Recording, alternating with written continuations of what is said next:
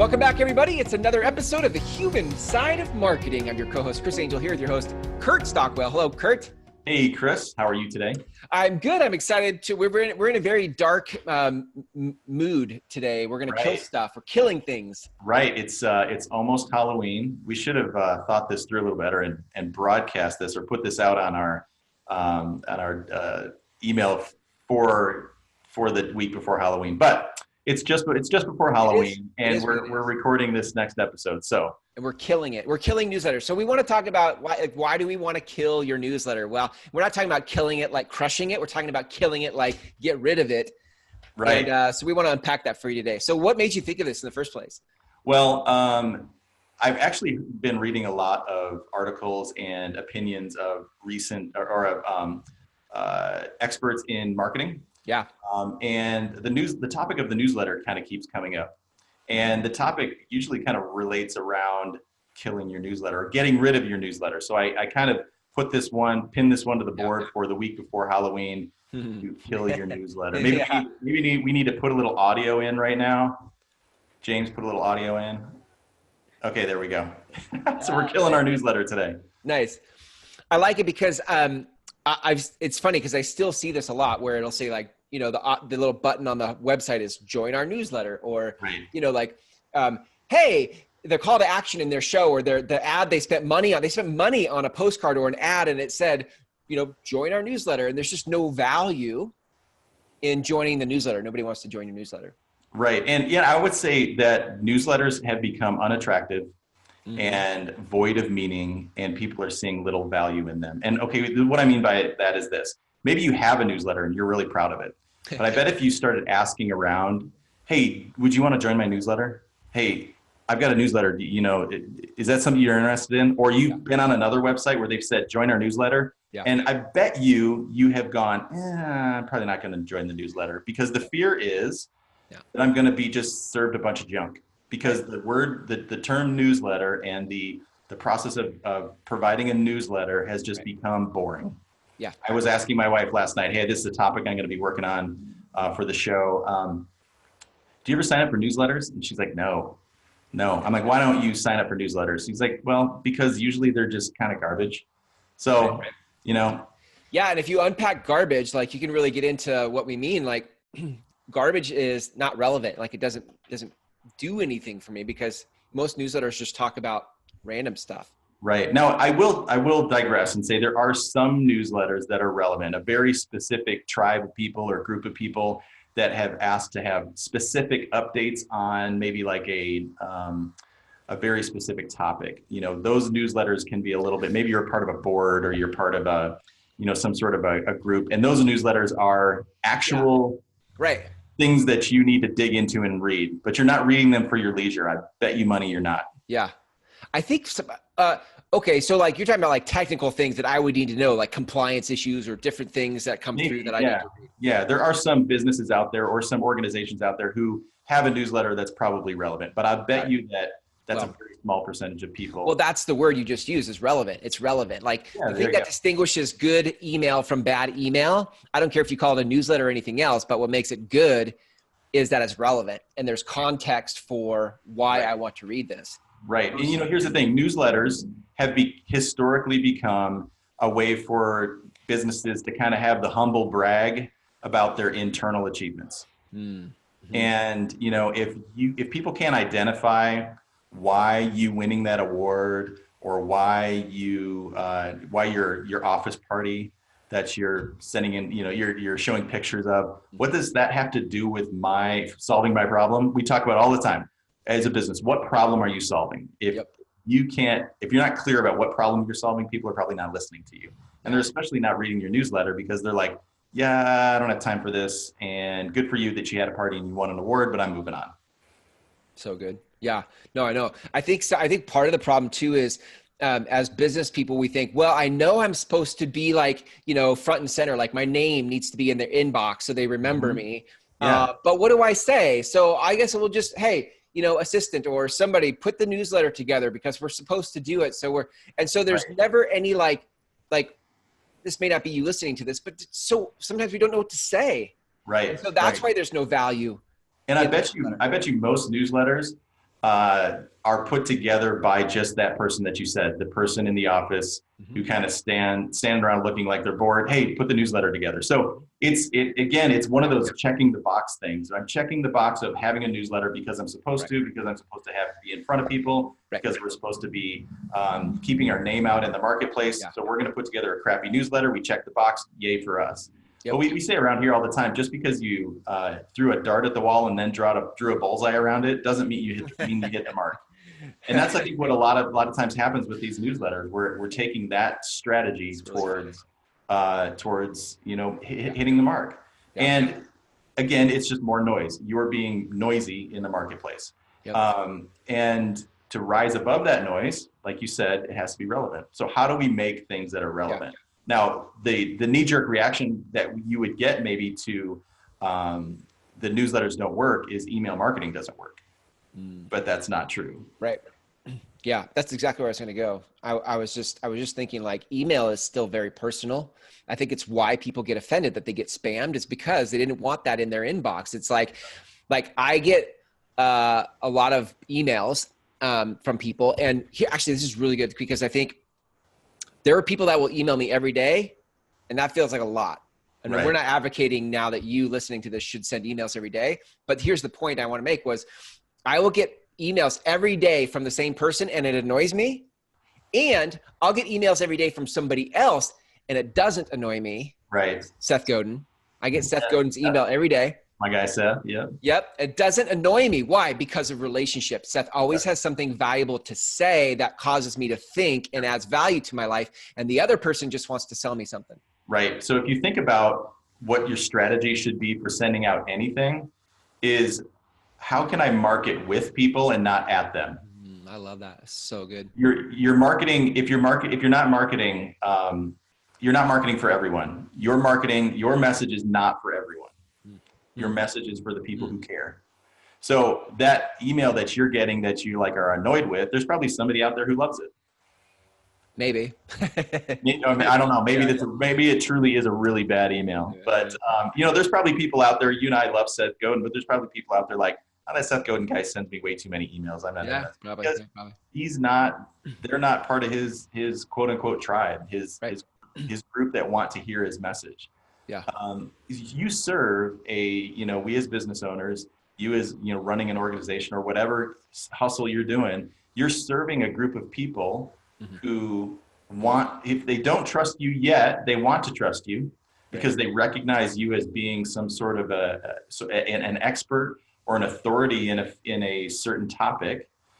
And they're asking for you to provide value, to educate, to bring something that's relevant. So that really needs to be the goal. If you're just trying to check a box of I need to get something in front of people, then take the time and invest your time into understanding what that should be. And really what that comes down to, again, we say it all the time, what's your product? What problem is your product solving? People don't buy products businesses sell products for external reasons. People buy products for internal reasons. Right. They buy products that are solving their problem. Yep.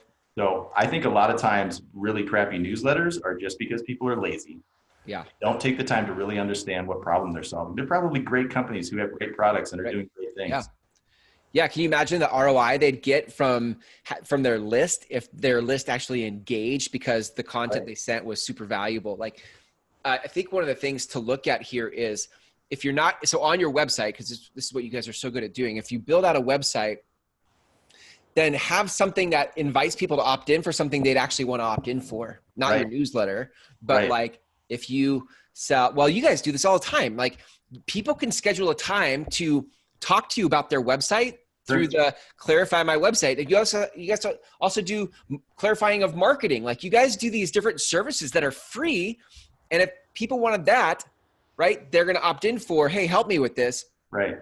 And then your nurture sequence over time has more to do with that. Hey, last time when we spoke, here's the thing. But if you want to take your website to the next level, here's something else you can do. And that's the email. It's not a newsletter about Well-Dressed Walrus. Right. It's how do you help your website get better? Right. So it's really rethinking the purpose of what you're trying to do with this newsletter thing. Maybe you're thinking, well, we need to do something. And you do. You need to nurture the relationship with the people who care about your product. Yes. Now, I'll bet you that you have a list of maybe, let's say you have a list of 1,000 people that you put that email, that newsletter out to, and it's the humble brag about your company. Mm-hmm.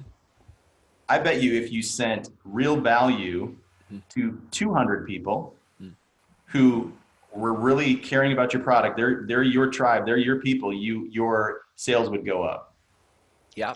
You get more ROI sending an email to 200 people with real value than you would 1,000 people with a humble brag about your company. Yeah. Right.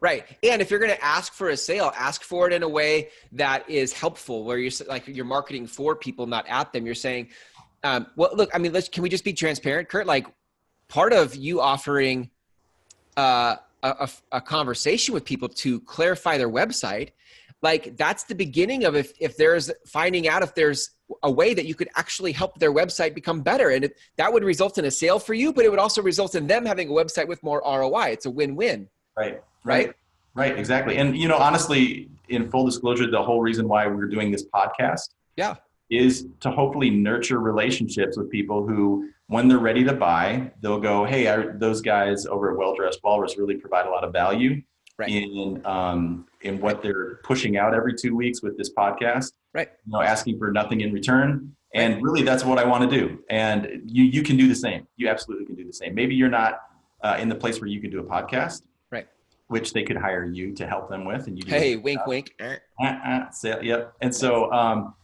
they could hire you, or they could just do something that's valuable. So really, we were kind of talking about before we started recording this is, well, what could people do? Mm-hmm. And I was thinking about this as I was driving into work today. Really, that answer, I think, is inside you. Mm. I think in your bones, what you can do, because when we all got into business, when we all got into a certain industry, it was because we had a passion for something. Mm. Let that passion come out of you in the capacity of wanting to bring value. And I think the way to do that is going to reveal itself to you. Maybe it's a podcast. Maybe it's an email that's sent out once a quarter, once a month, once a week, and you're providing some sort of value. Maybe the value is, certain industries need to stay very up with the news, and changes in their industry happen all the time. Maybe you could record just with your cell phone, record yourself for a minute or two talking about the recent thing that they saw in the news.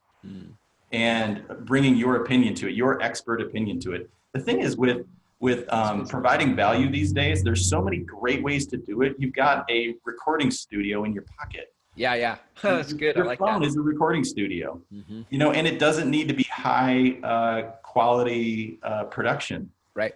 And actually, there's been studies that people almost engage better, and are more likely to consume your product if it is a little bit less produced, because they're like, hey, this I can empathize, or they empathize with me, and I can kind of relate to them. It's authentic. It's authentic. Yeah. Absolutely, it's authentic. So really, the goal is, how can you nurture relationships, and how can you get rid of your crappy newsletter, because nobody wants to read it. I promise. So good. I love it. And I suppose too, Kurt, like if people wanted to clarify their marketing, well, what could my newsletter become, or how should my website invite people in? Where should I put the button? What should I say on the website page? Right. This is what you guys do, right?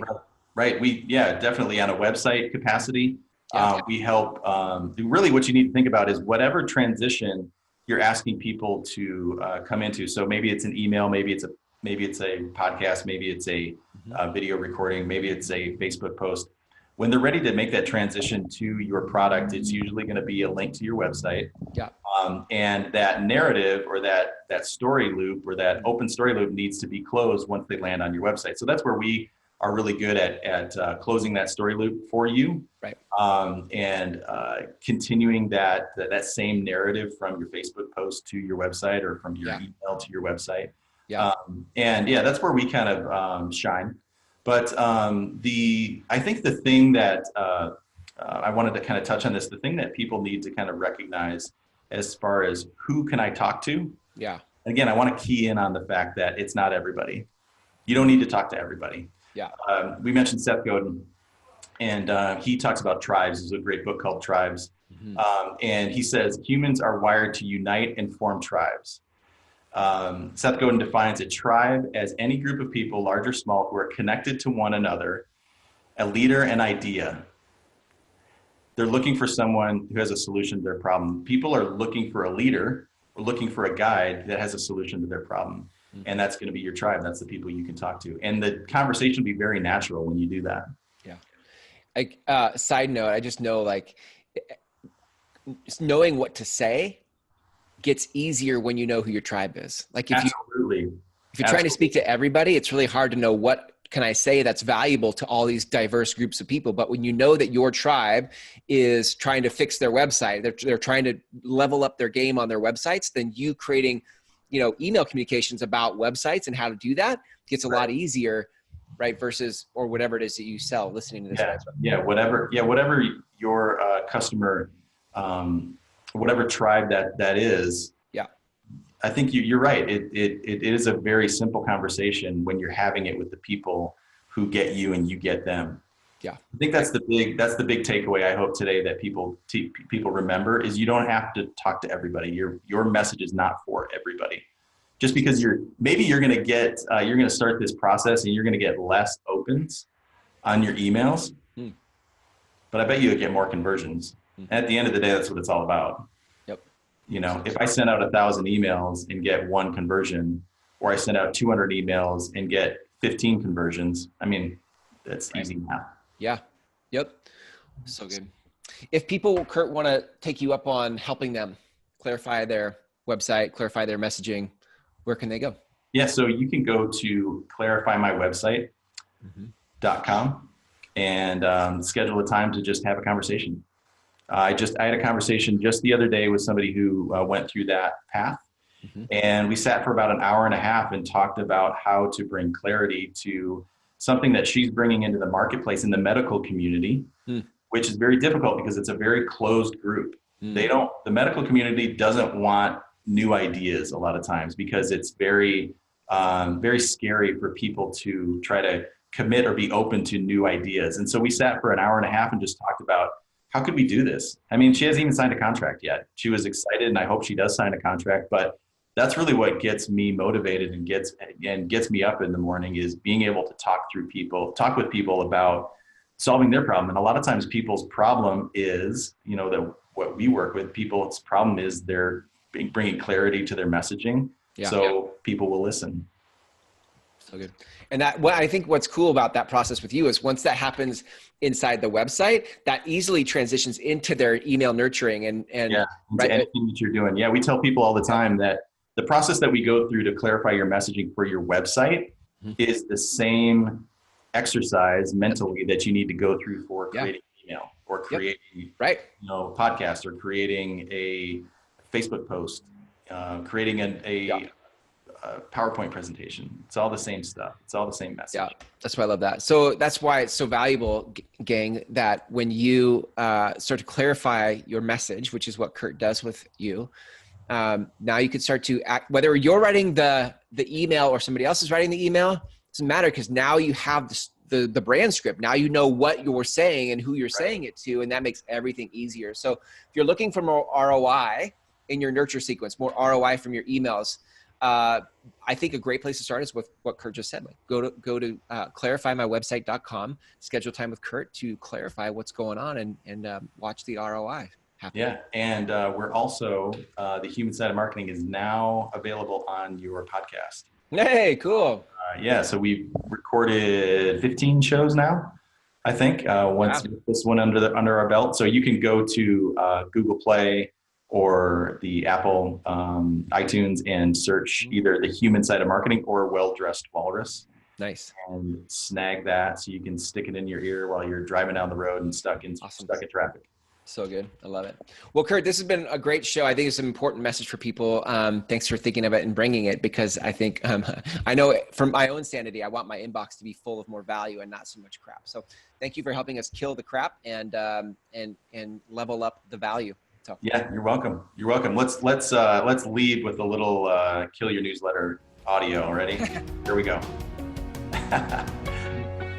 Nice. Thanks, Awesome. Chris. All right, man. We'll see you in the next episode. Take care.